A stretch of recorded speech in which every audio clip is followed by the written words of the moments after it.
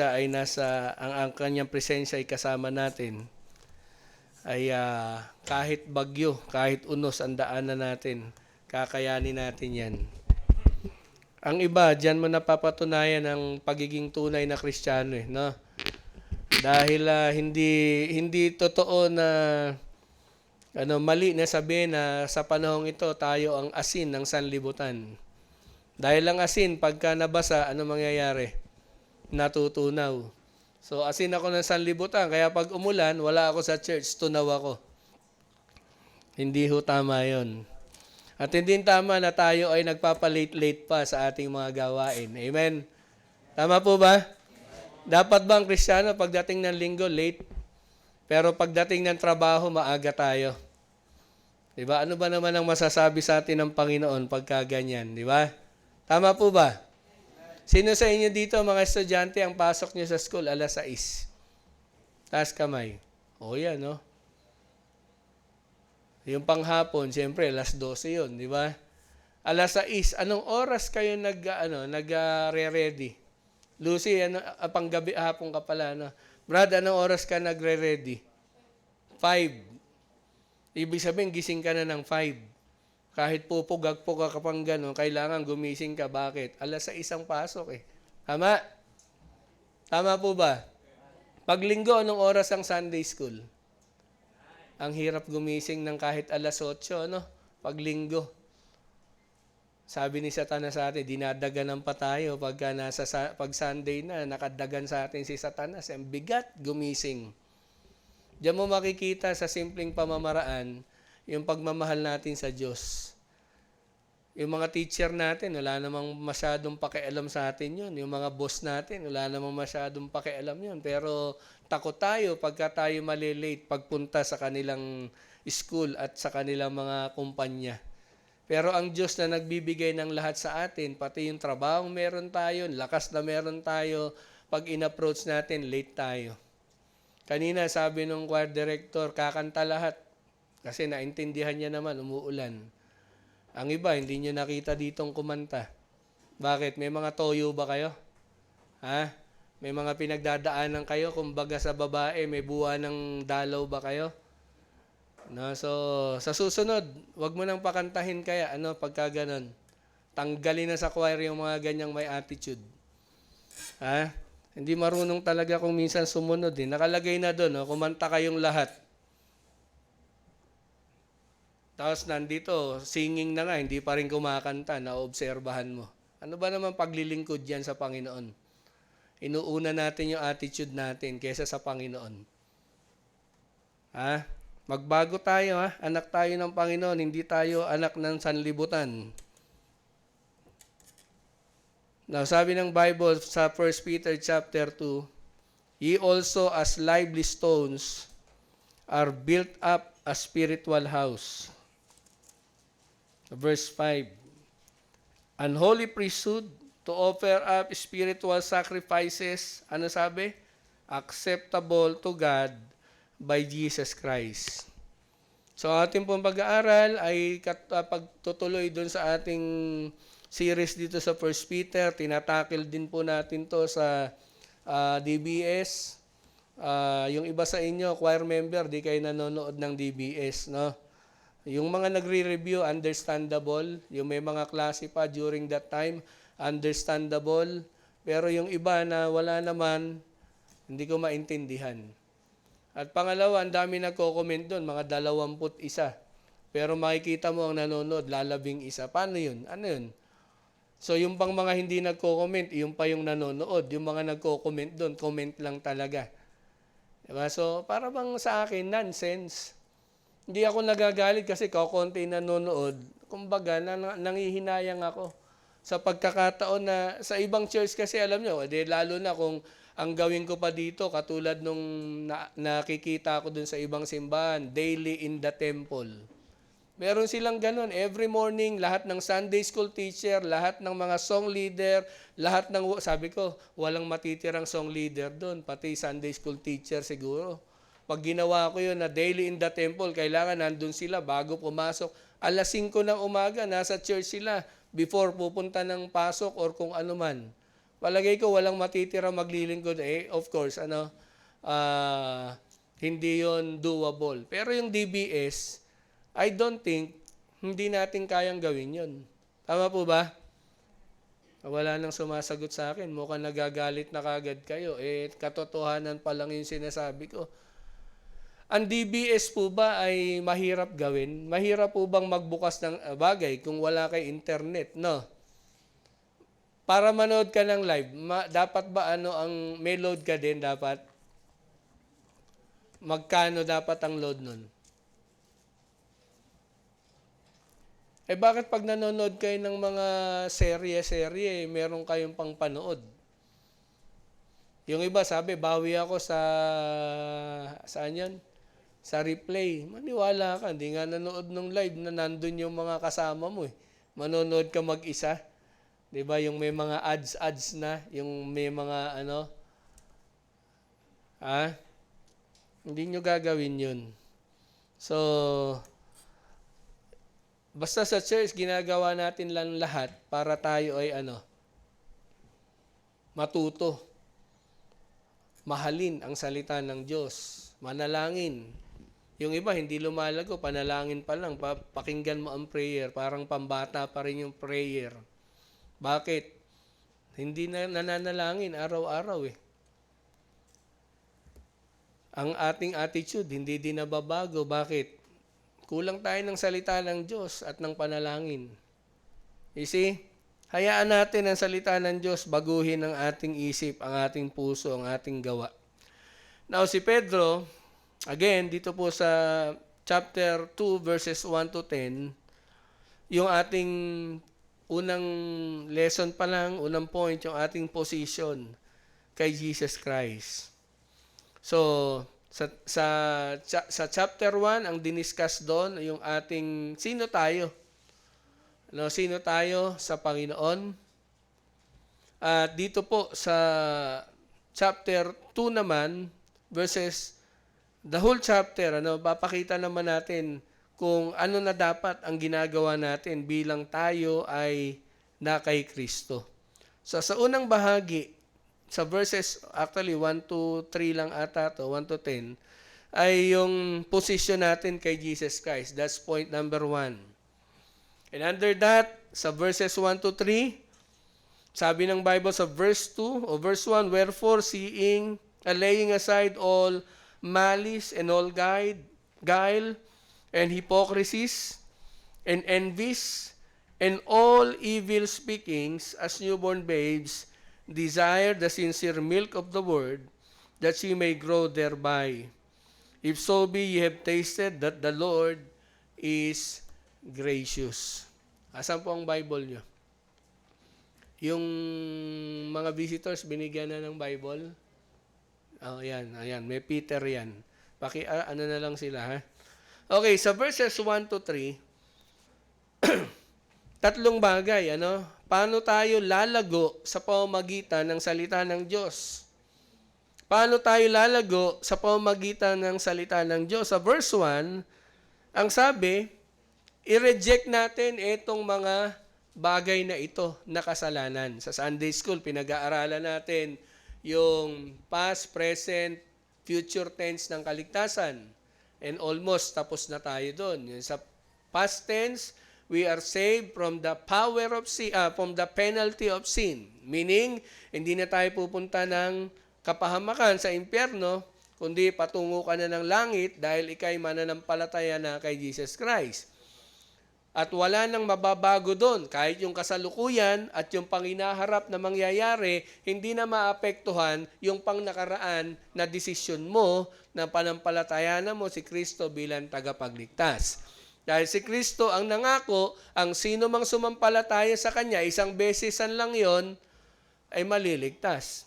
Ay magkakaroon ng buhay na walang hanggan. Pangalawa, yung save from the power of sin, yung present tense. Na ngayon, ikaw ay isang mananampalataya na, hindi katulad ng dati, ikaw ay alipin, ikaw ay nakakulong, ikaw ay walang magagawa, powerless, para sa mga tukso, para sa mga kasalanan.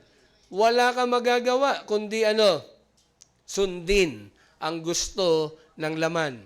Pero nung ligtas ka na, baliktad na. Hindi ka na nakatanikala, hindi ka na servant, ikaw na ngayon ang merong power over, control over sin, pati pag-iisip na negatibo, pati attitude na negatibo. Kontrolado mo na yan. Hindi ka tulad dati, pag tinoyo ka, yung toyo mo may control sa'yo.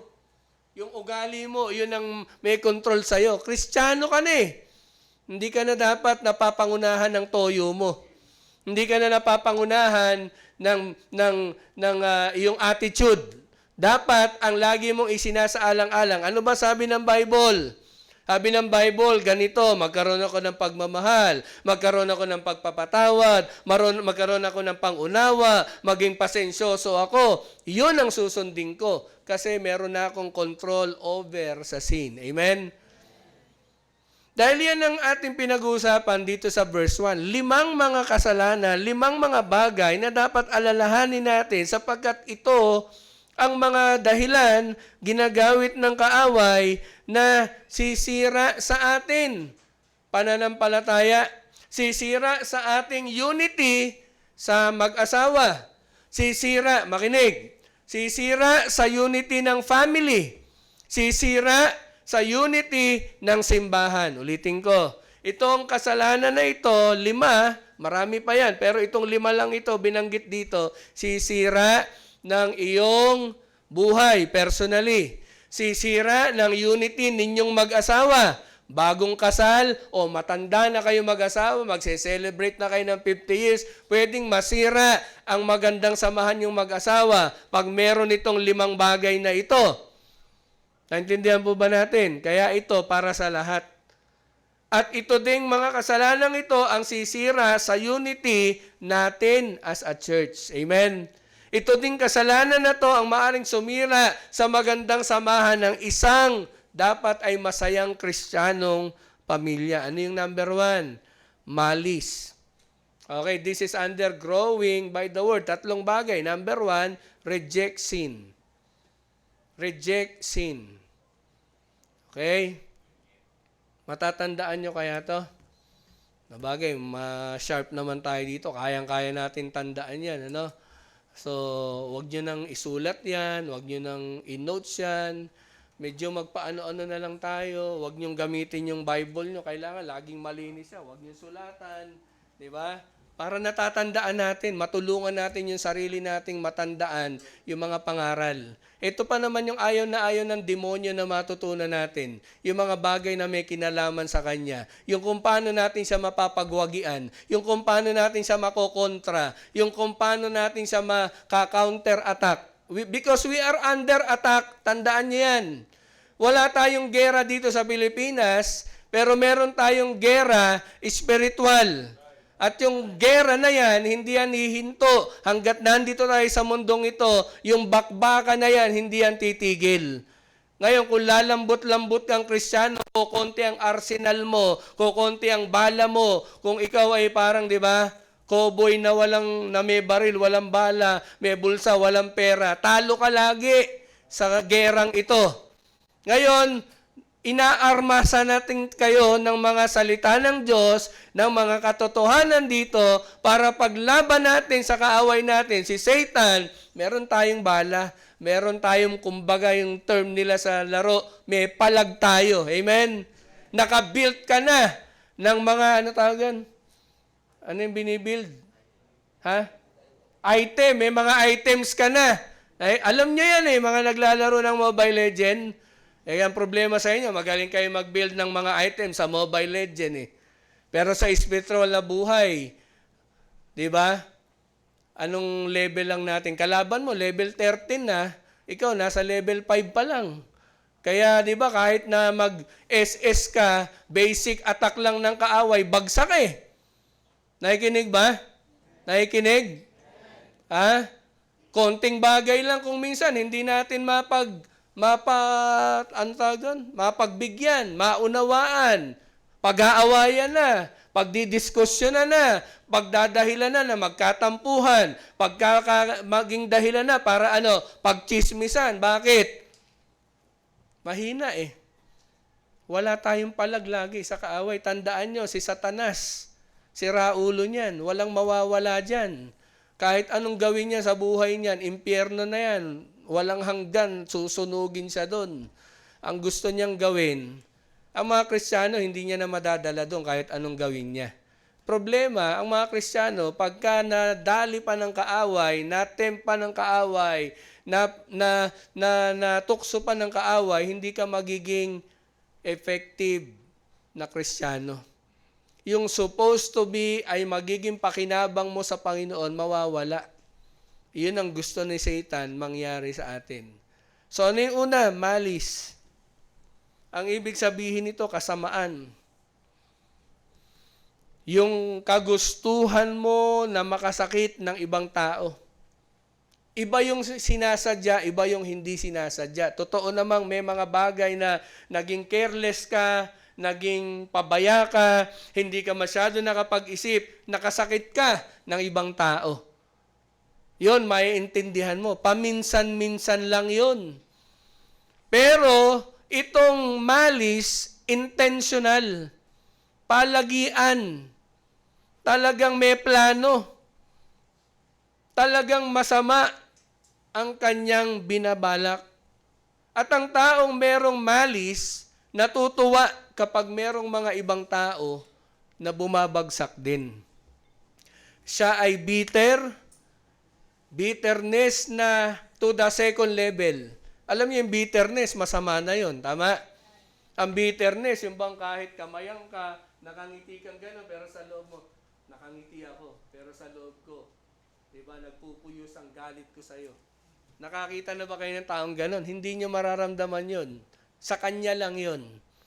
Pero ang effect nun ay talagang pag nag-mature yan, yun, malis. Gagawa ka na ng ikasasakit, ikasisira, ikapahihiya, babagsak ng mga taong kinakainisan mo.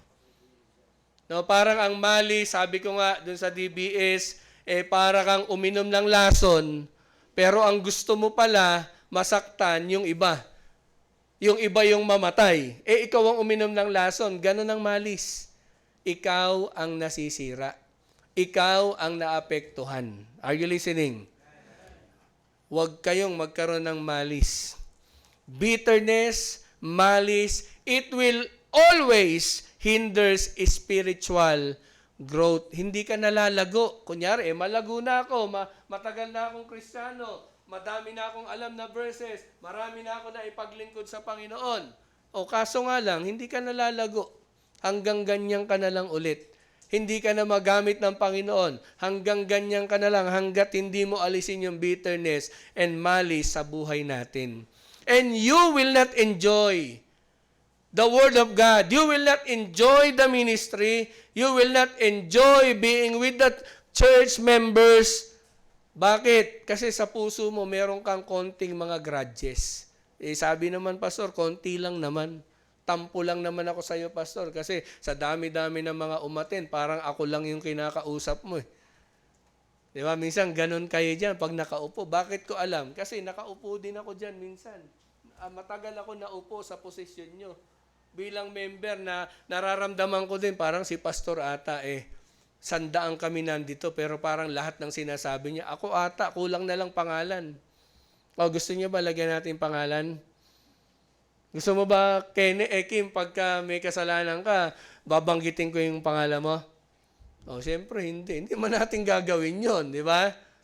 Pero minsan pakiramdam nyo, kayo yon. Ha? Sino dito yung minsan pakiramdam nyo, ako ata yung sinasabi ni Pastor. Huwag kayong mahiya. Ako, ganun din ako dati. Meron ba? Ba si Arvin, di pa nararamdaman niya na parang ako'y pinapatamaan ni Pastor, ha? Ha? O. O pag naramdaman yung ganun, ano dapat ang mangyari? Let everyone be swift to hear, slow to speak, slow to wrath. Huwag kayong magalit. Huwag kayo kagad magsalita. Pambira itong pastor ko na to, na tatay ko. Ako na naman ang binabanggit nito. Tikong bibig, lawak isip. Amen? Isipin mo mabuti. May katotohanan ba sa sinabi ni pastor? Yung bang sinabi ng verse, parang yung pakiramdam ni pastor, parang ako talaga Tamang hinala, hindi sa Diyos yan. Kay Satanas yan. Are you listening? Pag nakita mo salita ng Diyos, kahit paano pa yan sinabi, sabi ni Pablo, whether in pretense or in truth, Christ is magnified, and therein I will rejoice. Amen? Matutuwa tayo pag pinangaral ang salita. Ganon talaga. Minsan mararamdaman mo na parang ikaw talaga yon kasi ikaw na nga yun. Ikaw nga yun. Sabi ni Nathan kay David, thou art the man. Ikaw yon. O kung naramdaman mong ikaw, anong gagawin mo? Magmukmuk ka pa dyan, magniknik ka pa dyan sa galit.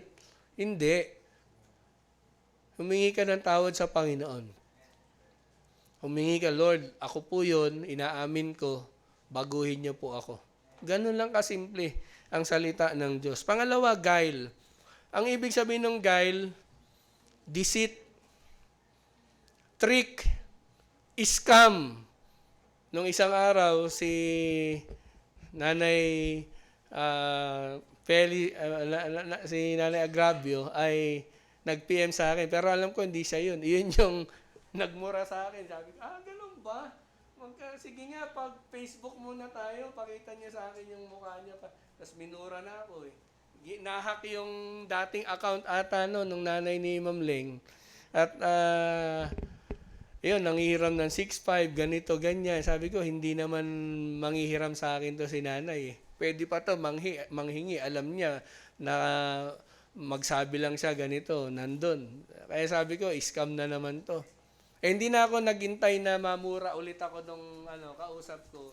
Blinak ko na, dinilit ko na. So marami scammer ngayon. Sino dito ang hindi pa na-scam?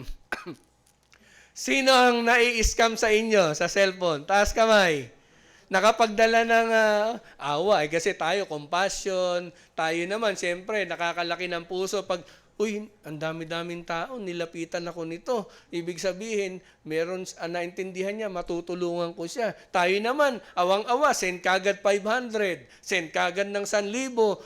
Na-aksidente po. Nakalimutan mo na. Wala namang motor yun. Paano ma-aksidente sa motor, di ba? Minsan ganun tayo. Ang mga scammer, napakagaling yan na magpalabas ng katotohanan ng pagsisinungaling. Ang Kristiyano, hindi tayo dapat mapandaya. Hindi tayo dapat mapanlamang. Hindi tayo dapat gumagamit ng trickery or fraud. Para lang tayo ay kumita, para lang tayo ma-promote, para lang tayo ay maging paborito ng teacher natin, mga estudyante ha. Hayaan nyo na yung mga award ngayon. Buti nga, wala na yung first honor, top 10, mga ganyan, di ba? Yung first honor nyo, pwede nyong makaparehas yun with highest honors, di ba? O kahit walang ganon, basta't alam mong nag-aaral ka naman, at ang priority mo yung gawain ng Panginoon, okay na din yun. Hindi naman yan ang labanan, hindi naman high school ang labanan, hindi din naman grade 11 and 12. Pagdating nyo ng college, iyon talaga yun. Naintindihan po natin? Pero hindi ko sinabing huwag kayo magsikap. Magandang testimony din na kayo'y nakikita ng mga guru nyo na talagang, achiever to. Ito talagang matalino, masikap, ganito, ganyan. Pero hindi kinakailangan gumamit ng Sir, ano ba paborito mong ulam? Sir, ano ba na ganito? Baka naman, sir, ganyan. Walang ganon. Naintindihan? Panloloko yon, panlalamang yon, pandaraya yon. So, pangatlo, again, God desires truth. Tingnan niyo sa Psalm 51, verse 6. Wherefore, laying aside all malice and all guile.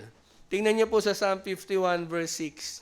Paki-flash nga po natin kung unahan na lang. Ayan. But thou, behold, thou desirest. Sino yung thou? Sino yung tinutukoy na thou? Ang Diyos. Ang Diyos desirest, truth. Hanggang saan? Hindi lang kaibuturan ng puso.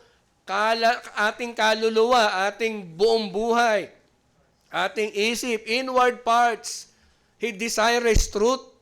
Bakit? Ang Diyos ay righteous. Ang Diyos ay banal. In His righteousness and holiness, He desires truth in the inward parts. And in the hidden part, thou shalt make me to know wisdom.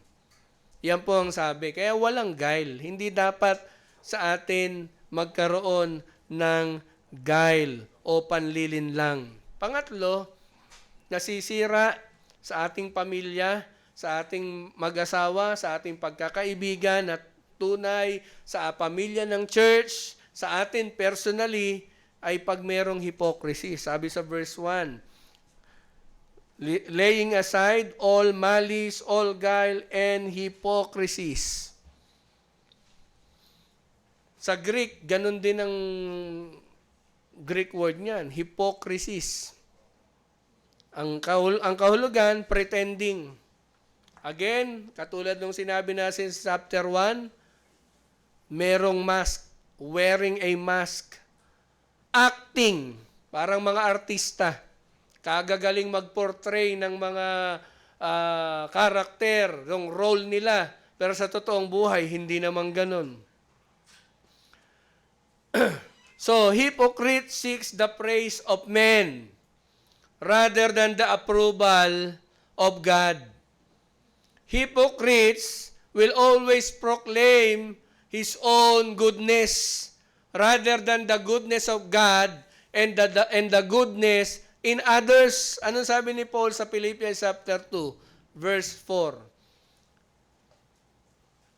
May sinabi siya doon eh. Yung verse 5, let this mind be in you which was also in Christ Jesus. Verse 4, let no man think look not every man on his own things, but every man also on the things of others. Hindi, meron siyang sinabi, sabi niya,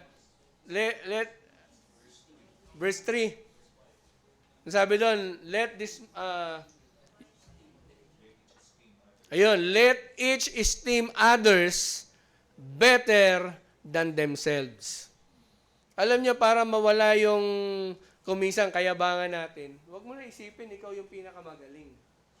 Kahit nasa puso mo, sabihin mo, ako naman talaga, pastor, magsisinungaling ba ako? Ako naman talaga pinakamagaling. Kahit ganun, wag. Ang ibig sabihin lang nun, palitan natin yung isip natin na nakasentro sa sarili at ipasaklaw natin sa Panginoon yung kaisipan natin na makita natin ang kahalagahan ng ibang mga kapatid natin na mananampalataya. And if we have that kind of attitude, di ba? Yung pagpipretend, yung wearing a mask, yung pag-akto na we are somebody when we are, meron pa isang verse, sinabi niya na doon din ata yun sa Philippians chapter 2, pretending to be somebody, Galatians 6 ata yun. Teka ha, nakakalimot doon sa 6.3 yan. Tingnan nyo, Galatians chapter 6 verse 3. Salamat. Ano sabi dyan? Ano nga ba yan? Sabi dyan, for if a man think himself to be something or to be someone, diba? When he is nothing. Kasi ina naman katotohanan, kahit anak tayo ng Panginoon, dapat ang tingin natin, we are nobody. We are not somebody. Yes, because of Jesus Christ, ibang peculiar tayo. Pero on an individual set of mind and attitude, huwag mong titignan ng sarili mo na ikaw'y laging parang mas magaling, mas mataas, mas epektibo or ganyan. Totoo yun. Pero hayaan mo na ibang tao magsabi nun. Hayaan mo na ang Diyos mag-approve sa'yo. Ikaw, dapat lagi ang isip natin mababa. Para sa ganun din, itong makakatulong yung pangatlo, kaya nating iwaksi hypocrisy. Hindi tayo ngayon magpapalabas dito. Dahil lahat ng makikita tuloy sa atin ngayon, sasabihin natin, what you see is what you get. Hindi yung kung ano yung nakikita mo, iba naman yung nakukuha mo sa totoo. Ano yung naririnig mo, iba din sa nakukuha mo pagkasama mo na. Pag ginagawa na, hindi po. Dapat tayo ay mga totoong mga tao. Ito pa, isang salita. Pastor, nagpapakatotoo lang naman ako eh. Pag galit ako, galit talaga ako.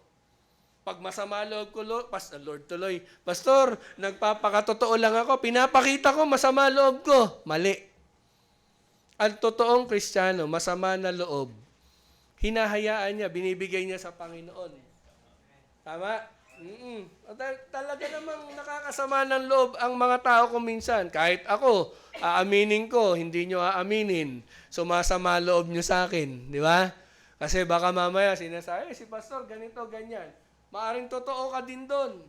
Hindi ako magtatago doon sa salitang tao lang ako.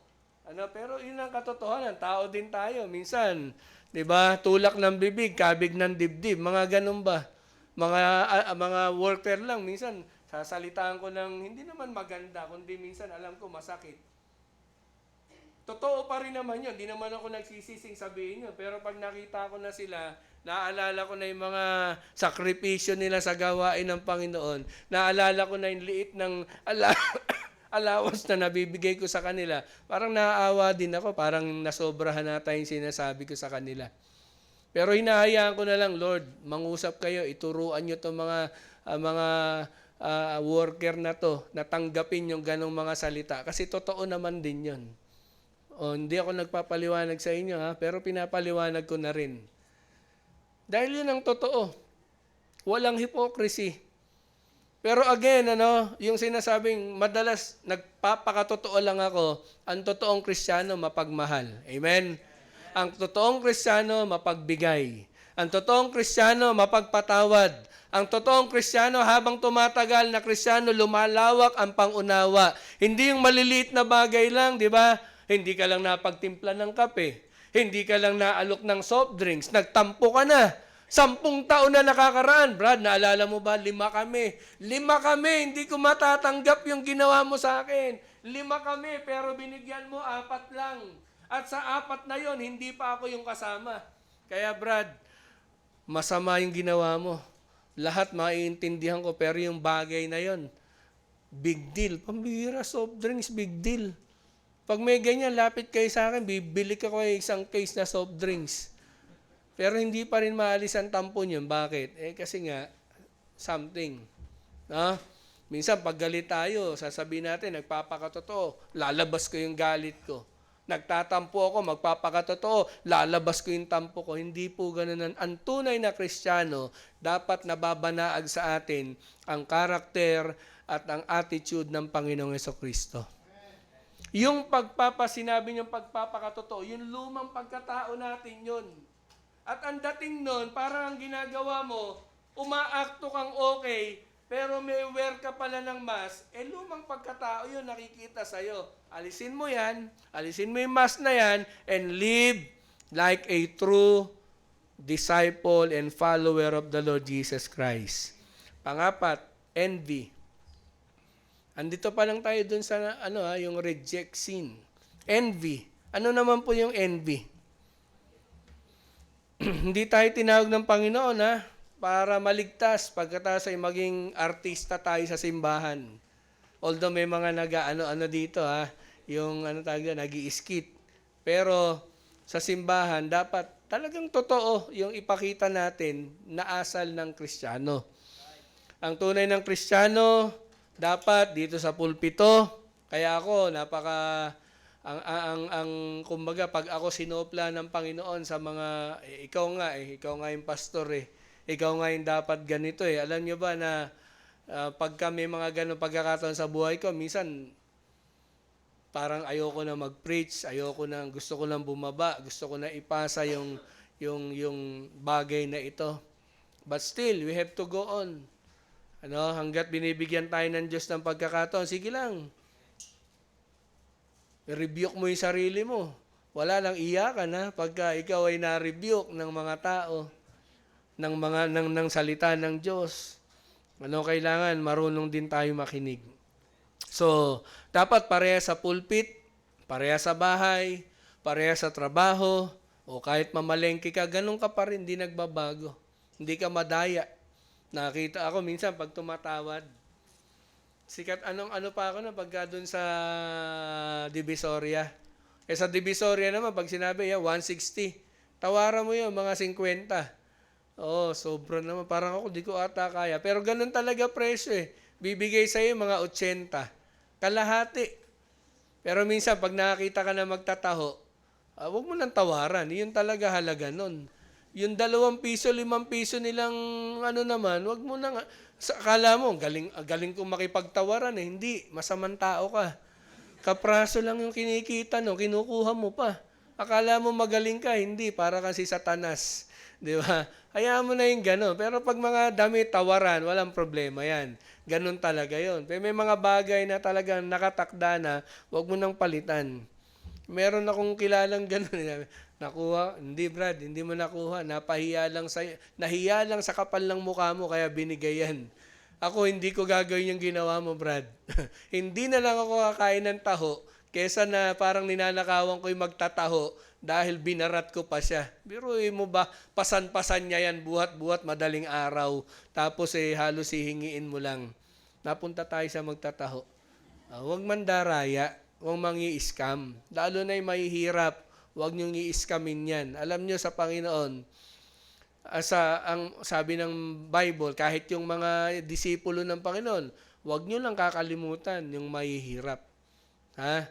Mahirap na nga buhay nila, gagalunin mo pa. Sharean mo ng gospel. Ngayon, share mo ng gospel yung magtatahong binudol mo. Kung bihira ka, makikinig ako sa yung buhay na walang hanggang. 20 nga, di mo mabayaran eh. O, tingnan ko kung kaya mong sharean yun, di ba? Envy. Sabi diyan sa verse, balik tayo sa 1 Peter chapter 2, verse 1. Envy. Hypocrisies and envies. Ano ibig sabihin yan? Resentment. Dahil ikaw ay nagselos. Nagpupumuyos ang iyong pakiramdam dahil nakita mong gumaganda ang katayuan ng iba. Makinig kayo mabuti ha. Hindi ako yan. Yung kapatid mo, binila ng bagong sapatos. Ikaw, yung pinaglumaan ng kapatid mo, ng ate mo, ng kuya mo. Okay lang okay lang sa akin. Okay pa naman yung sapatos ni ate.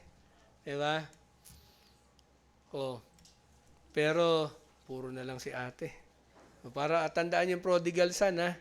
Yung prodigal son. Pero ang kontrabida doon, yung bunso, no? Pero lumabas din, kontrabida din pala yung panganay. So, lahat sila. So, tandaan niya na minsan tayo, nagpupuyos ang kalooban natin. Hindi ko maintindihan. Ba't di ako at peace?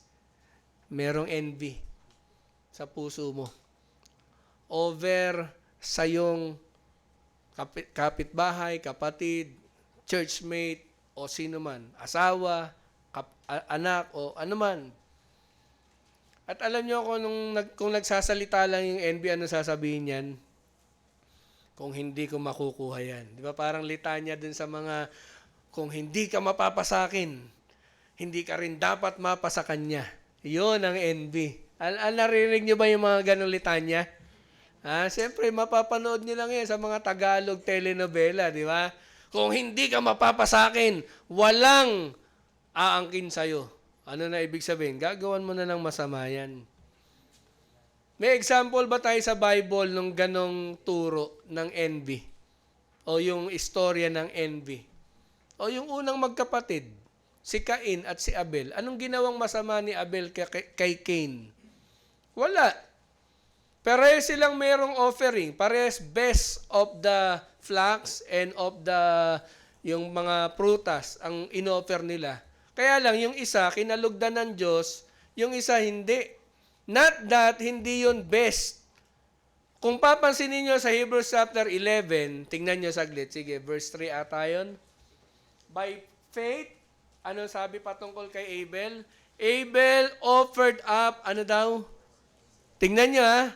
So, if you carefully study yung litanya, makikita nyo, kung anong klaseng offering ang inoffer ni Cain. Hindi binanggit si Cain dyan. Pero dahil dun sa description ng offering ni Abel, makikita nyo rin kung anong klaseng offering yung inoffer ni Cain. O, nakita nyo na? Ano ba sabi ng writer ng Hebrews? Ang inoffer ni Abel, a more excellent sacrifice than Cain. Ibig sabihin, yung kay Cain, ano siya, Merwin?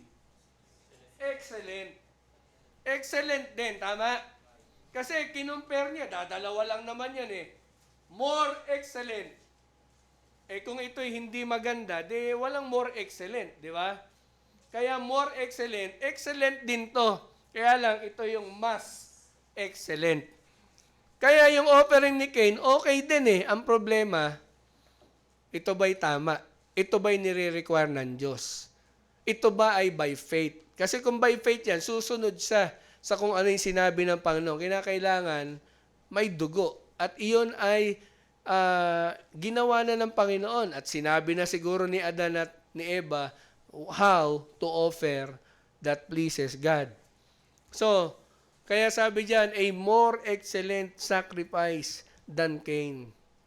So, anong ginawa ni Cain? Nung nakita ni Cain na ang Diyos tinanggap yung kay Abel sa kanya, ni-reject. Minsan ganun tayo pag na-reject tayo. Di ba? Ang hirap natin tumanggap ng rejection. Tama po ba?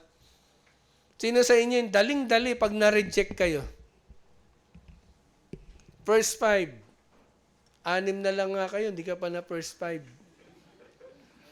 Ang masama nito, lawit na dila ng mga kakampi mo, hindi ka pa sinasab. Sinab ka, fourth quarter na, 3 minutes na lang, tambak na yung kakampi mo. O, paano ka? Di ba? Ngayon niyo pa ako papasok. Garbage time. O, alam na alam niyan, pagka ganyan, di ba, nakaka-relate tayo. Pero sa aspektong totoo sa buhay, mahirap ma-reject. Although hindi ka masyadong maramdaman yung ganyan, kasi nung nanligaw ako, hindi naman ako na-reject. Hindi ko naranasan. Oo na, sige na. Sino dito sa inyo yung na-reject na? Hindi man sa, si Tatay Abel, na-reject ka na din?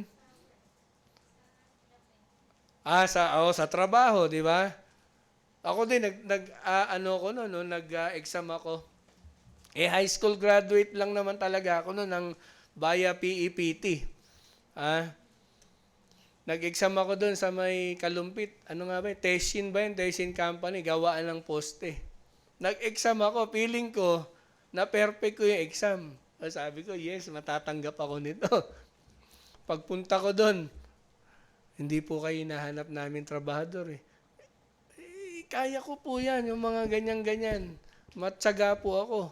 So, pagtasabi sa akin ni Kuya Abet, Brad, kasi yung exam na ganun, hindi yun pina-perfect. Hindi yun dapat ka hinahanap dito, laborer.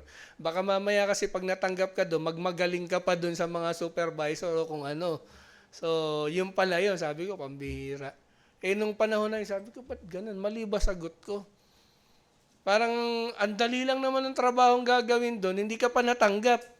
Ang hirap minsan reconcile sa isip nun. Sa ministry, ganun din.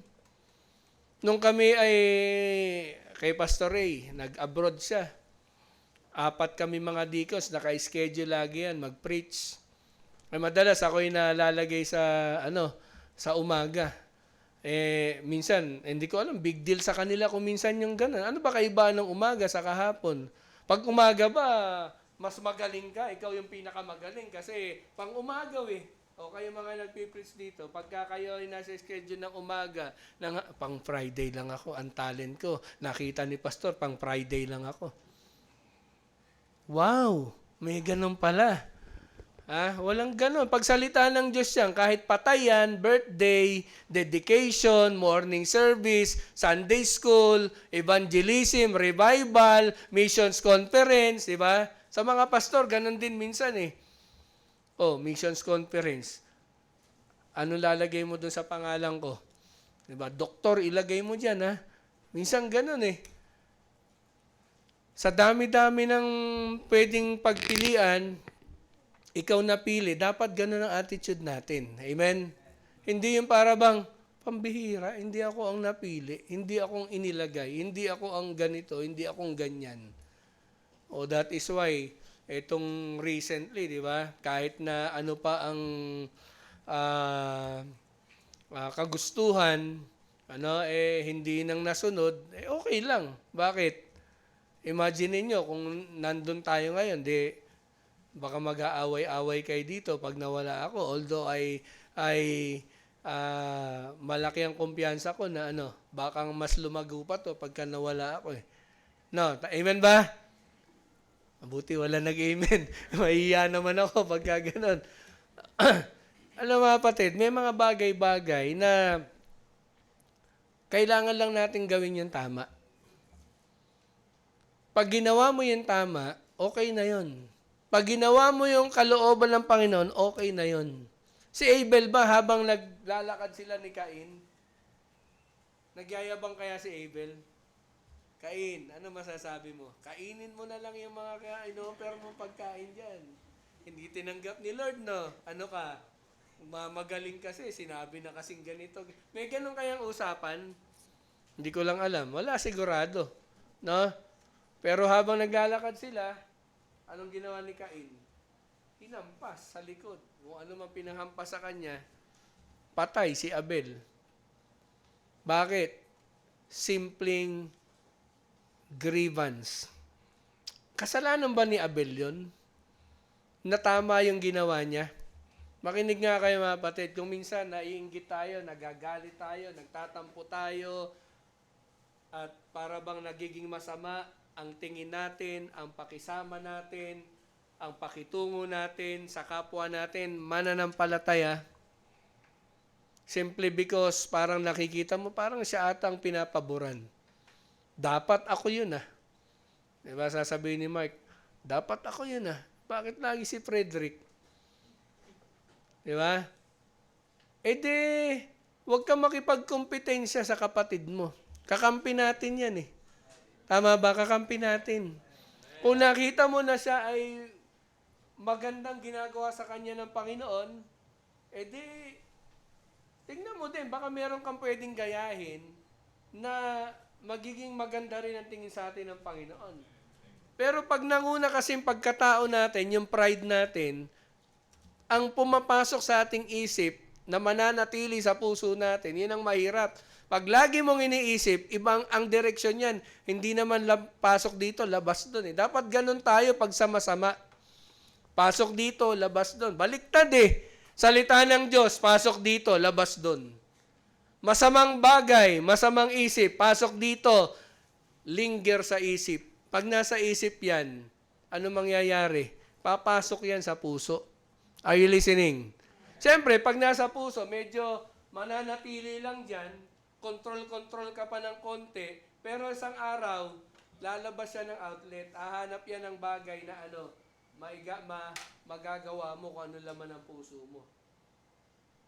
Kaya sabi ng Panginoon, hindi masama yung pumapasok sa bibig. Ang masama ay di ba, yung nasa puso natin, at yun yung lumalabas sa bibig, sa gawa, sa kung ano man, di ba? Lumalabas ng outlet yan, naghahanap yan ng outlet palabas. So, wag tayong maging envious. Si Joseph, nakaranas ba siya ng envy? Ang bira, wala naman siyang problema eh. Medyo arrogante ba? Hindi, excited lang si Joseph. Pag babasahin mo, pag titignan mo yung istorya ni Joseph, excited lang siya kasi, tingnan niya, ginawa na ko ni tatay. Akala naman niya kasi, yung mga kapatid niya, matutuwa kasi bunso siya. Ay, bunso, ang ganda naman niya, natutuwa ako pa. Parang siguro ganun ang isip niya kasi ganun ang kanyang pananampalataya, kanyang kasiyahan. Walang mali siya sa kanya. Hindi siya nangiinggit. Masaya lang siya talaga pinakita. Pero yung mga kapatid niyang mga kuya mas matanda, ang tagal ng panahon, ba't itong si Joseph? Laging turo-turo lang ng tatay. Laging laro-laro, laging book, di ba? At kung ano-ano tayo, trabaho dito, ganyan. Tapos siya pag ginawa ng nakita ko tuloy parang ganyan yung quote ni pero sa kanya, purple, di ba? Nabanggit doon, purple. Ngayon, gusto niyo ba yung ganang damit? Pag tumayo ka ng purple tapos iba-ibang guhit, anong labas niyan? Para kanyang nag-celebrate. Pride Month. Di ba? Pag nga ngayon mo nilagay yung kay Joseph, ganun parang, tingnan nyo, sa Bible, merong LGBT. Tingnan nyo yung damit ni Joseph, parang Pride Month. Pambira dahil lang sa damit. Baka sa inyo may naiinggit kay Russell. Si Russell na, lagi naka-Amerikana. Kaya ako, nagpasintabi ako, Brad. Paminsan-minsan lang naman ako magganto. Ha? Nakita nyo, minsan, ano pa ba? Kinaiinggitan. Yung inggit, buti sana kung hanggang isip lang, salita lang. Hindi eh. Ano ginawa nila kay Joseph? Tinapon dun sa, una nilang patayin talaga eh. Biruin mo gaano kalalim yung well na yun. Babagsak ka doon. Ay, dahan-dahan ba siya binagsak? Bagsak siya doon. Napilayan kaya siya. Hindi natin alam. Pero nung pag-ahon ni Joseph doon, pagtingin niya, wala na mga kapatid niya. Mga Midianites na nandun. At dinala siya sa Egypt at doon na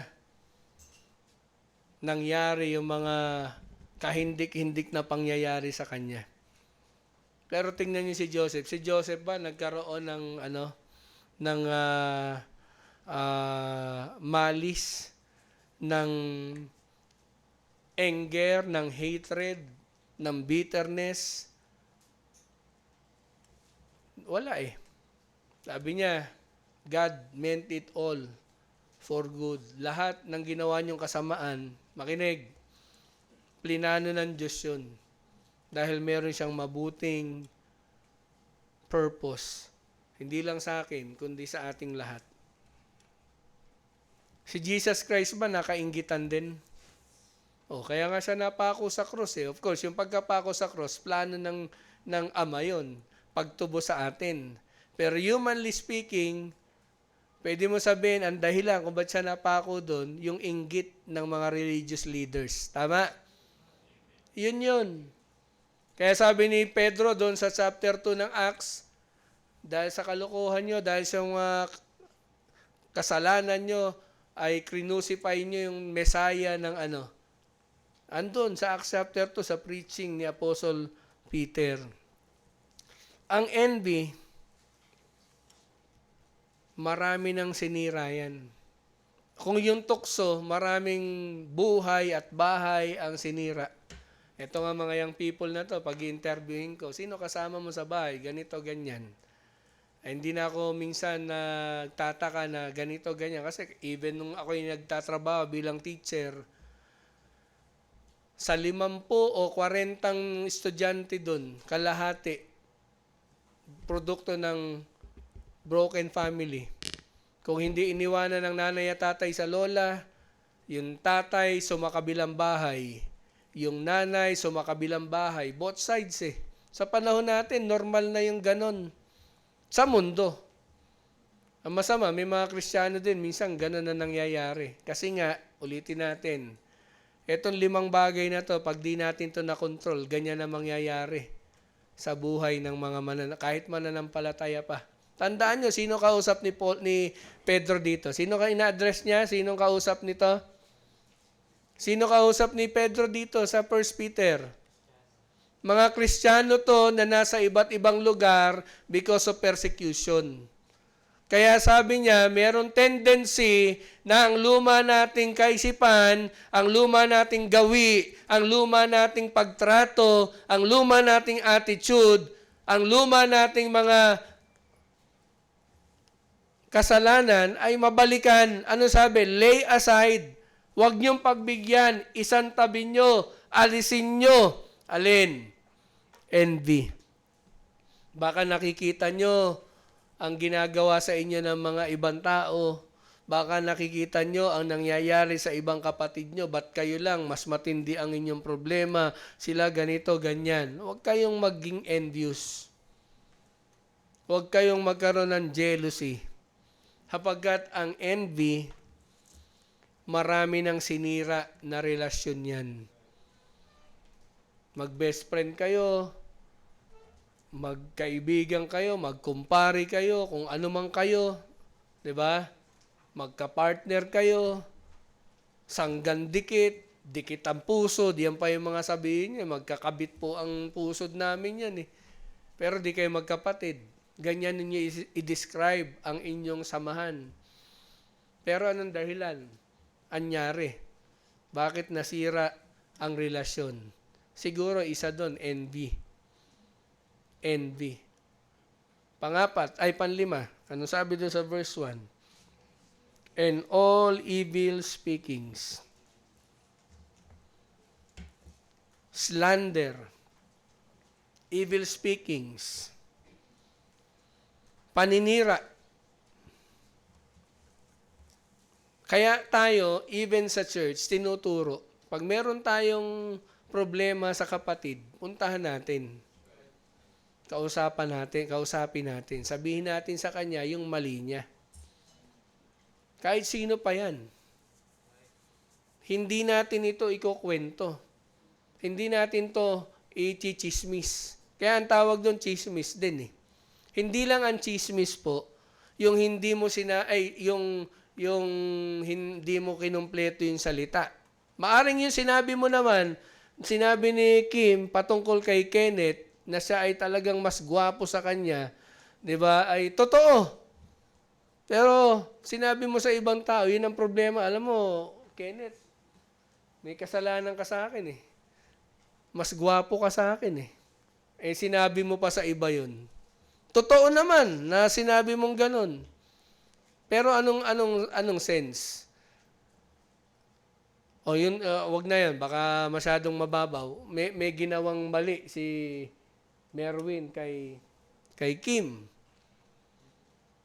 So sa halip na si Kim ay konfrontahin. Actually, hindi nga dapat konfronta. Sabihin, kausapin si Merwin. Sinabi niya kay Ruel. Pero yung kanya naramdaman, yung ginawa sa kanya, totoo naman. Yun talaga yung sinabi niya kay Ruel. Tama ba yun? Yun ba ang proseso ng Biblia? Hindi. Lalabas yun, chismis pa rin. Dahil ang chismis, fall under ng kategorya ng pagiging busybody. Kailangan sabihin mo ang proseso sa mga Kristiyano, sabihin mo sa kapatid mo at sa kanya lang. Ngayon, pag di umamin, magsama ka. Pag di pa rin umamin, ngayon sabihin mo sa church. Eh, baliktad na ngayon eh. Ngayon, gusto natin, pag meron tayong nagawa, ipahiya kagad natin sa buong lipunan, di ba? Kailangan yung ating sakit o insulto na ramdaman ay kailangan ilabas kagad natin. Kapatid, hindi po yun. No, hindi po dapat ganon. But of course, alam natin kung gaano kasakit yung masaktan. Amen? Pero wag natin aalisin na tayo po ay mga mananampalataya. At bilang mananampalataya, meron tayong susundin na sinasabi ng Biblia. O paano kung halimbawa, ganito, nagkaayos na kayong dalawa, maraming ganito nangyayari. Yung nagkasala, humingi na ng tawad, pinatawad na nung napagkasalahan, okay na. Kaso si Ruel, na nakakaalam, hindi dapat ganun. Hindi ganun dapat. Ganun-ganun lang yun. Diba? Yun ang nagiging epekto pag hindi natin susundin yung sinasabi ng Biblia. Naayos na eh. Diba? Tapos, dahil ikaw ay, sige. Evil speaking ang mangyayari doon. Hindi na yung basta chismis lang. Ay, yung iba naman kasi dito, sa church, wala naman tayong alam dun sa issue, hindi naman tayo dapat makialam kung minsan. Di ba? Pero minsan, ang dating natin, kailangan malaman ko lahat ng bagay. Di ba? Tama? Hindi. Dapat ba malaman niya lahat ng bagay? Hindi na. May mga bagay na leave it to that and pray. Hayaan natin na ang Panginoon ang kumilos. Amen? Kasi alam nyo, paghahayaan natin yon, hinahayaan natin si Satan na sirain ang pamilya natin. Naintindihan po ba natin? Okay. So, ang mangyayari, pagka hindi natin napigilan yon, magkakaroon ng kampi-kampihan. Dito ako. Dito siya. So, may ilang grupo na. Sabi ko nga sa inyo, kung minsan hindi nagkakaproblema yung nagkaproblemahan eh. Minsan nagkakaayos yun eh. Ang hindi nagkakaroon ng pagkakasundo, kung minsan yung mga dito, dyan, hindi dapat yun. Hindi naman silang ginawa ng kasalanan. Hindi naman sila yung kasama dun sa issue na yun. Pero hindi matahimik. Bakit? Kasi nga, yung bibig hindi na pigilan. Nagsalita na ng ganito, nagsalita na ng ganyan. Ngayon, ang hirap ng bumawi. Uy, hindi ko sinabi yan. Uy, sinabi mo yan, naka-record yun. May ganun. Kahit yung isa naman, wala namang record, pero binabantaan. Hindi na ganun ang espiritu ng church. Amen? Kaya, pagka nagkapatawaran na, okay na yun. Ha? Kapag ka na-settle na, okay na yun. Hindi nyo ba kaya, ako pastor, kaya ko magpatawad. Pero yung kumalimot, hindi ko kayang gawin. Let me correct you. Hindi ka nagpatawad kung hindi mo kayang kalimutan. Si Jesus ba pag nagkakasala? O bago niya tayo, O nagkasala ka. Meron ba kayo nakikita sa buhay niyo, nararamdaman na parang inaano ko ng Panginoon yung anong tawag dito? Sinusumbatan. Sinusumbatan ako ni Lord Pagkatapos kita iligtas, ganito, ganyan. Ang Panginoon ba ay babader sa makagawa pa nating kasalanan? Of course, nababader siya kung yun yung salita. Pero ang problema kasi, ang Panginoon kasi, lahat ng kasalanan natin pinatawad na. Kaya anong susumbat niya? Bago pa natin magawa yon, doon pa lang sa cross ni Jesus Christ, lahat ng kasalanan natin, 1 John 1:7, listen, anong ginawa ng Panginoon? Pinatawad niya lahat. Tama po ba? Kaya tayo kung minsan, alam nyo, gusto nyo maging masaya, gusto nyo maging yung sigaw nyo, yung tuwa nyo, ay talagang totoo. Ay matuto tayong tumanggap ng pagpapatawad. Yung iba naman din kasi nagkasala, ganito. Pinatawad na. Sinabi na nga, okay na yung kapatid, okay na Brad, okay na sis. Pero siya yung minsan hindi niya matanggap, hindi niya ma-recognize o ma-realize na talagang pinatawad na siya. Minsan sasabihin niya pa, parang hindi naman sincere yung pagpapatawad Hindi. Walang ganon dapat. Whether sincere siya o hindi, nasa sa kanya na yon. Pag sinabi niya, kapatid, pinapatawad na kita, okay na yon. Sabi ng Panginoon, di ba? Sa Psalm chapter 32, tingnan niyo yung Psalm 32. Blessed is the man whose sin, whose transgression is forgiven. Yung transgression, hindi lang simpleng kasalanan. Transgression, pagsalansang. Habitual yan. Whose sin is covered. Natakpan yung kanyang kasalanan. Verse 2, Blessed is the man unto whom the Lord imputeth not iniquity. Ang Diyos madaling magpatawad. Kasi ang basis ng pagpapatawad ng Diyos, yung ginawa ni Jesus Christ sa cross. Amen? Sinettle na ni Jesus lahat there is to settle about sa kasalanan natin. Listen, mga mananampalataya. Hindi lang ikaw ang laging magagawa ng masama. Minsan, baka ikaw yung nakakagawa ng masama. Tandaan natin, yung pagpapatawad, lagi kong sinasabi yan ay tulay na hindi mo dapat gibain. Kasi dadaanan mo dyan. Araw-araw nga, dadaanan mo yan Paglapit mo sa Panginoon, Lord, patawarin niyo ako. Paano ka papatawarin ng Panginoon? Hindi ka nagpapatawad. Are you listening? Lord, bigyan mo ako peace of mind. Peace of mind. Ayun yung mga kaaway mo, love your enemies. Diba? Love your brothers. Love them. Katulad ng pagmahal ng Panginoon.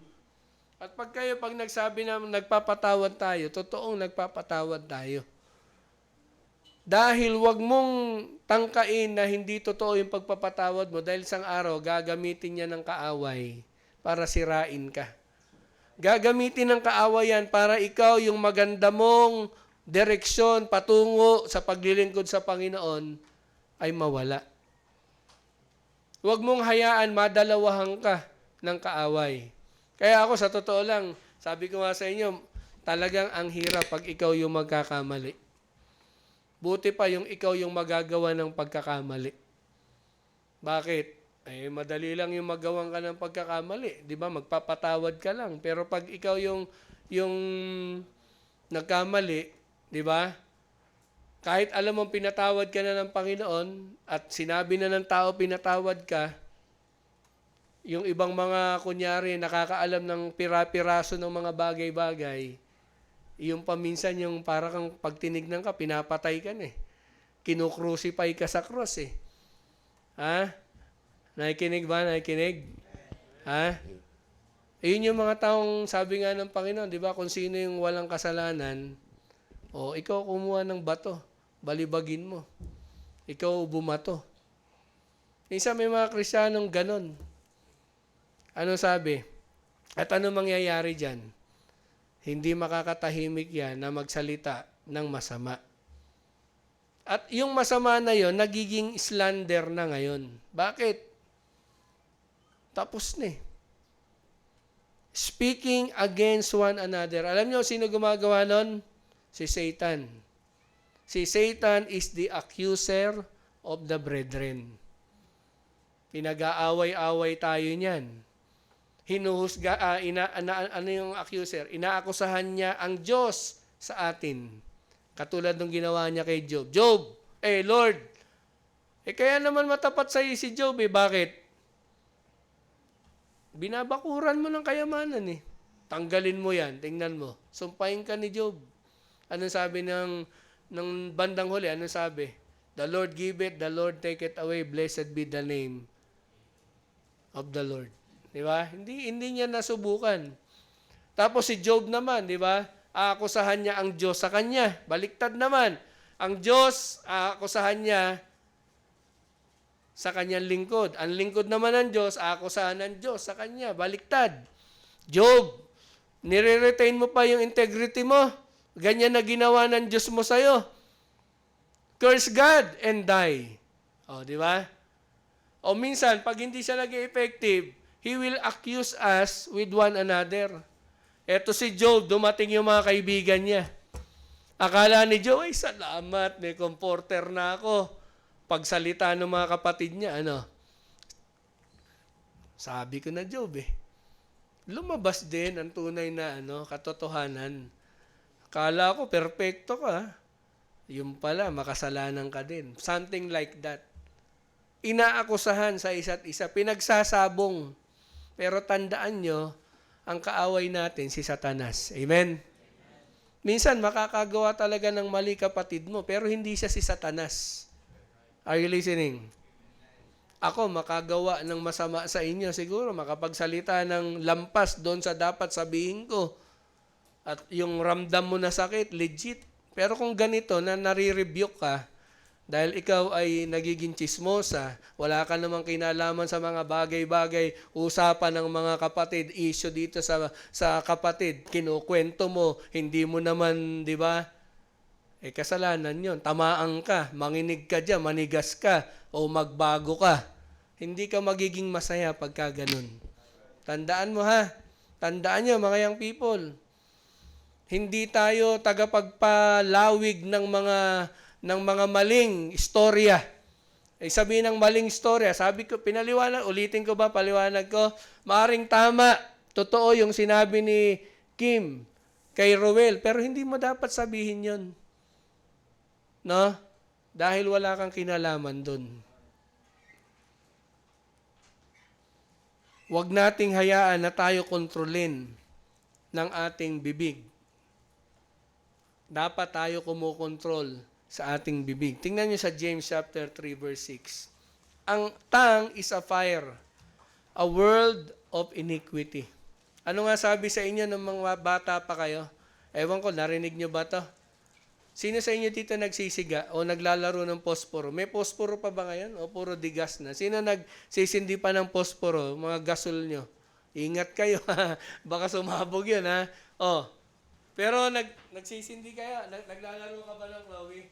Posporo. Ako dati kasi naglalaro na yung posporo. Nakalagay kasupego. Ang laki no. Meron kami posporo na ganun kalaki. Magic.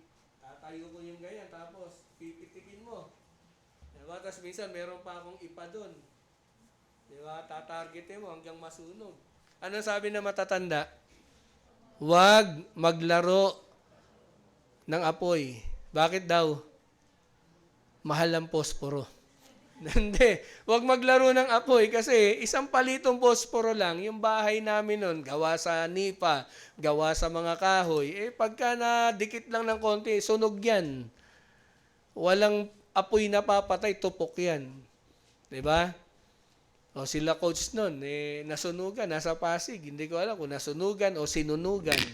Kasi may nagke-claim nung kanilang bahay na yun ni Doktora Malamang baka ganun yun. But anyway, sabi niya ang tongue is a fire, a world of iniquity. Wala hong pinakamabilis na sisira sa isang church, hindi po yung pagnanakaw, hindi po yung pagbabackslide. Hindi naman kasi sabay-sabay ang buong church nagbabackslide eh. 'Di ba? Hindi din ho ang 'di ba, yung immorality o adultery kasi hindi naman lahat maggaganon, tama? Alam niyo kung ano yung pinakamabilis na apoy na sisira ng isang mapayapa, masayang samahan? Yung uncontrolled tongue. Kung sa ibang simbahan, kung minsan sinasabi natin, eto, alam na natin, eto mga nandito, ganito, ganyan sila. Balik tayo sa dati. Wala naman tayong chismis dati dito sa church. Amen?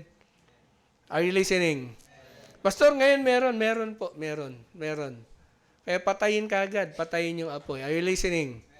Ha? Adults, hindi tayo dapat, lalong-lalo na pagmulaan ng pagre-relay. Wala tayo, ang buhay ng Kristiyano parang marathon yan. Nagre-relay tayo. Pero ang marathon, magmula sa pastor, sa pinakamatandang church member, tumatakbo yan ang takbuhin niya. Ang nire-relay niya na baton ay sa mga susunod na generation. Pananampalataya yon. Hindi relay ng marathon ng chismis. Uy, ano yung ginawa ni Jonathan? Uy, ano yung ginawa ni Russell? Uy, ano ba yung issue kay Titus? Uy, ano ba yung kay Mga kapatid, hindi po yun ang pinapalaganap natin dito. Amen? And if you have been guilty of that, aminin mo, akuin mo, Pastor, ako po yun. Nakinig po ako sa kwento. Kasi alam niyo, sa totoo lang, kahit dito magkwento ako, gusto niyo ba? Sigurado, mas magiging interesado kayo pag buhay ng ibang buhay ang ikukwento ko. Gusto niyo? Meron akong kilalang pastor Gusto niyo? Hindi, mas magiging interesado kayo. Sa totoo lang, ang sarap minsan pakinggan ang buhay ng iba. Pero mga kapatid, hindi yun ang ating focus dito sa church. At hindi din natin pagtatakpan ng kahit anong mali dito sa church. Are you listening? Hindi po natin pagtatakpan yan. Pero pagka mali, kapatid, huwag natin ipangalap. Pagka kasalanan o bagay, huwag natin pag-usapan. Ipanalangin natin. Kasi sisira yun ng magandang relasyon natin. Sisira yun ng kasiyahan natin. Magiging aktor at actresses tayo dito. Meron tayong fellowship. Pero parang ngiti na ng demonyo yung tatawa mo. Wala na yung tunay. Are you listening? O, siguro tayo, yung iba na nakakaintindi sa sinasabi ko, alam nyo, oo nga pastor, ganun nga yung nangyari. O, patuloy tayo doon. Magpatuloy tayo doon. O, katulad ng sinabi ni Pablo, total, na-settle na mga bagay-bagay na yan. Anong sabi? Forgetting those things which are behind. Ito yung mahalaga, reaching forth unto those. Pasalamat tayo sa Panginoon. Kasi in-address ng Panginoon yung mga ganong issue sa buhay natin. Amen? O, hindi, kailangan ganito. O, sige. Kung gano'n ang magiging isip natin, di ba? Ano mangyayari sa atin? Yung mga bagong members. Ano ba sinasabi ni pastor dito? Baka mamaya, Kuya Merwin, ano ba yan? Kuya Teo, ano ba yun? Kapipreach ko lang, ha? Kapipreach ko lang. Kung ano yung mga bagay na yon, ang dapat nating malaman, ito, yung salita ng Diyos. Ha? So, evil speakings, huwag kayong magsasalita ng ikasisira ng kapatid. Ngayon, kung nasa pulpito ka, hindi ka mapigilan, yung espiritu mo para ka si John the Baptist o para kang si Nathan, Thou art the man. Para kang propeta, di ba? Sige, gamitin mo ang salita ng Diyos. Patamaan mo kami. Banatan mo kami. Di ba? Huwag mo kaming santuhin. Walang problema yon. Basta yung salita ng Diyos ipinapangaral. Pero pag buhay ng may buhay, kahit sabihin natin may katotohanan talaga doon, let's leave it to that. Hayaan nyo, aayusin ng Panginoon yan. Amen? Hayaan nyo, aayusin ng Diyos yan. Manalangin tayo. Kaya nga, panalangin nyo ako. Ako, lagi ko kayong sinasama sa prayer, pero kung minsan, di ba, sinasabi nyo na, pinagpe-pray nyo yung pastor nyo, parang umi-epekto ba pag-pray nyo? Kung sa inyo ang dali ng kaaway matindi, sa pastor, sa totoo lang, mas matindi. Dahil hindi sa special ako. Hindi, kasi ako yung leader nyo dito. Amen? Hindi niya ata ako leader dito eh. Ibig sinasabi, ang kaaway, sino ba yung pababagsakin niya una? Everything rises and fall on leadership. Hindi ko alam kung sino nagsabi doon. But there's a lot of truth in that. Kaya pag ang leader niya, hindi niya pagpe-pray, na parang kailangan niya din talaga ng prayer. Kasi ang tingin niyo kay pastor, siguro, matanda na yan si pastor, marami na experience yan. Matalino na yan. Siguro nga, totoo, pero still, pwede pa rin tayong manak down ng kaaway. Si Pacquiao nga, panalo na eh. 1 second, nadali pa na yan ng counter ni Marquez. Di ba? Ano nangyari kay Pacquiao? Tulog. Ngayon, binibigyan niya ng $20 million si pangalan to, Marquez, labanan lang siya. Hindi, wala na. Andun na siya, nanatili na doon sa glory na tinanggap niya, talagang siya panalo doon. Pinatunayan niya sa buong mundo, sa kanila ni Pacman, siya talaga yung magaling. Huwag niyong hayaan si Satanas. Ang sasabihin, ako talaga magaling. Kaya ko yan. Yung church na yan, kayang-kaya ko yan. Huwag nating hayaan masisira ang unity ng ating church over these things. Malice, guile, hypocrisies, envies, and evil speaking. So, kita tayo lahat. Ano pa lang isa number 1, no? Reject sin. So, anyway, masarap pag nilay-nilay yung salita. Pagka gantong verse by verse, hindi siya ganong alliterated, pero kumbaga sa pagkain, pati yung mga laman-laman na nasa buto, nahihimay mo, nakakain mo, mas kumbaga malasa. Kaya sana natututo tayo, ha? Again, mga kapatid, masarap sa church na masaya tayo at nagkakaisa tayo. Amen? So, ako, generally speaking, sa inyong lahat, if I have said something na wala sa Bible, napagalitan kayo ng sobra, hindi ko intensyon na gawin yon personally sa inyo. I just want ng bawat isa sa atin makarating sa kaalaman at pamamaraan ng salita ng Diyos. At kung sa iba pang bagay, baka mamaya, katulad nun, Pastor, ikaw yun eh. 6 kami dito eh. Sa kanila, binigay mo, puno royal. Sa akin lang yung binigay mo, Coke. Eh kung gano'n ang kasalanan ko sa inyo, paumanhin na din. O mas malalim pa doon, hindi ko alam, sabihin nyo sa akin kung meron akong kasalanan sa inyo. Huwag kayong mahiya. Makikinig ako. At kung kailangan ko humingi ng patawad sa inyo, hingi ako ng tawad. Pero wag na yung Pastor, ganito, mga simple-simple lang. Kinamayan kita, Pastor, pero yung kamay mo sa akin, parang hindi totoo. Oo, wala yun. Hindi mo malalaman ang puso ko dahil sa pagkamay, ha? Hindi legit yun na mga ayusin natin ang espiritu natin. Kasi walang matutuwa ng higit, kundi ang Diyos, kapag ang kanyang church ay masaya na naglilingkod sa Panginoon. Ang natutuwa sa mga espiritong negatibo, espiritong mapanira, espiritong mapang-away, espiritong kung ano man, si Satanas yun. Huwag nating hayaan. Under attack na tayo ng kaaway, mga kapatid. Magsama-sama tayo para labanan yung kaaway. Hindi kaaway ang bawat isa po sa atin. Amen. Magkakasala ako sa inyo siguro, magkakasala kayo sa akin, magkakasala kayo sa isa't isa. Magpatawad tayo sa Panginoon at magpatuloy sa gawain niya. Tayo manalangin, dakilang Diyos, salamat po sa inyong mga salita. At minsan pa ay kami po pinaalalahanan nyo ng mga bagay na importante po sa inyo. Mga bagay na maaring sumira sa unity ng inyong mga anak sa church po na ito. Pero salamat dahil pinaalala nyo po sa amin, bigyan nyo kami ng lakas, bigyan nyo kami ng talino, tamang kaisipan na ito, sabi nga ng yung salita, laying aside. Alisin po namin sa aming buhay, iwaksin namin, wag namin pagbigyan ito mga bagay na ito. But instead, sabi niyo sa verse 2, as newborn babes, desire the sincere milk of the word that we may grow thereby.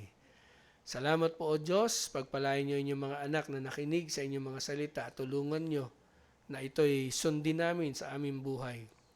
At sa aming pagkakaloob, kayo magpala sa bawat halaga na ipagkakaloob ng inyong mga anak, gagamitin namin sa ikalalaganap ng inyong gawain. Itong aming dalangin sa pangalan ni Jesus.